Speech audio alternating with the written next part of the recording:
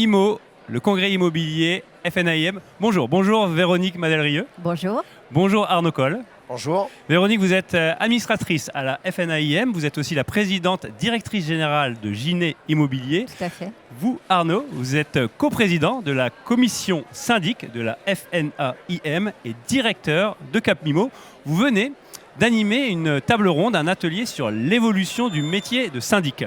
Première question, Arnaud, pour vous, quelle évolution justement de ce contrat de syndic et quid de son application ? Le contrat de syndic a plus de 10 ans maintenant.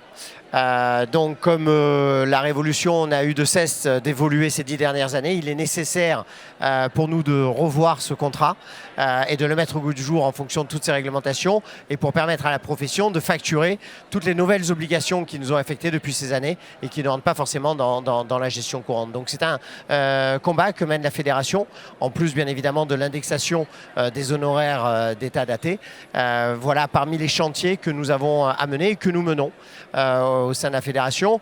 Et en marge de ça, il faut aussi que la profession, l'ensemble des professionnels soient rigoureux, le plus rigoureux dans l'application du contrat tel qu'il est aujourd'hui. L'application prévoit quand même un certain nombre de postes.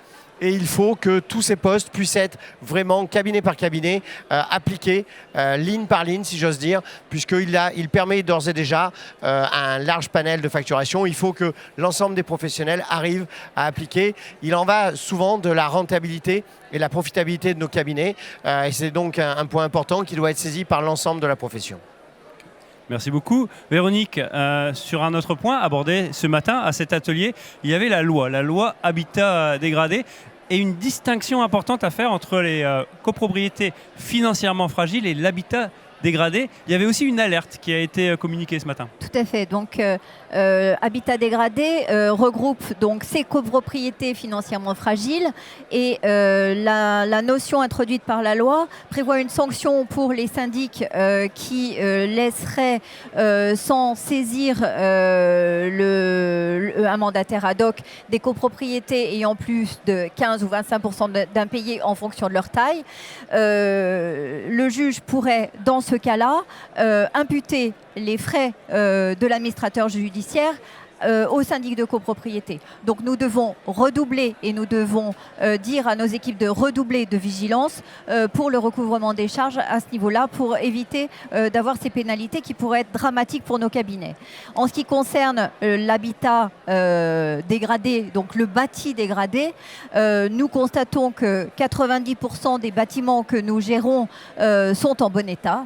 Quand je dis que nous gérons, c'est que les syndics professionnels gèrent. Donc là-dessus, il n'y a pas trop de sujets pour les syndics, pour les copropriétés gérées par des syndics professionnels. Quand on parle de rigueur, d'être vigilant, de surveillance, c'est un excellent chiffre. Est-ce que c'est assez, 90% justement, Véronique, c'est une bonne gestion?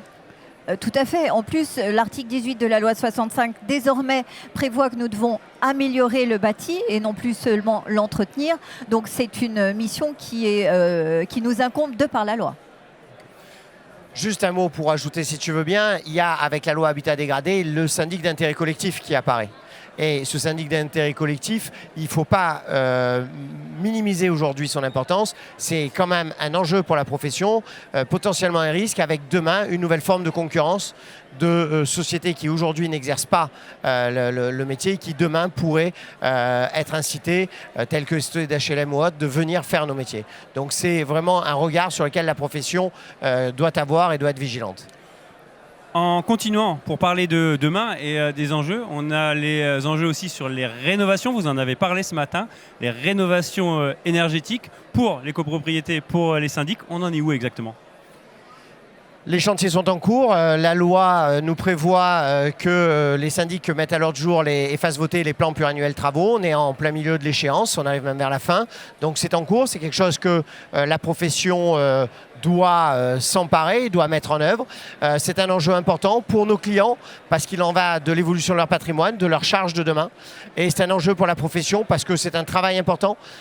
C'est un enjeu de rénovation qui est lié à notre charge de travail et demain à l'évolution du métier.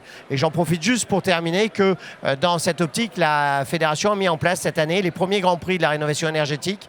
Et nous aurons demain à 14 h l'occasion de remettre ces premiers Grands Prix de la rénovation énergétique à des syndics FNIM, fameux lauréats. Et encore merci à tous les confrères qui ont participé. J'espère qu'on pourra, dans les années à venir, continuer à mettre en place cet événement.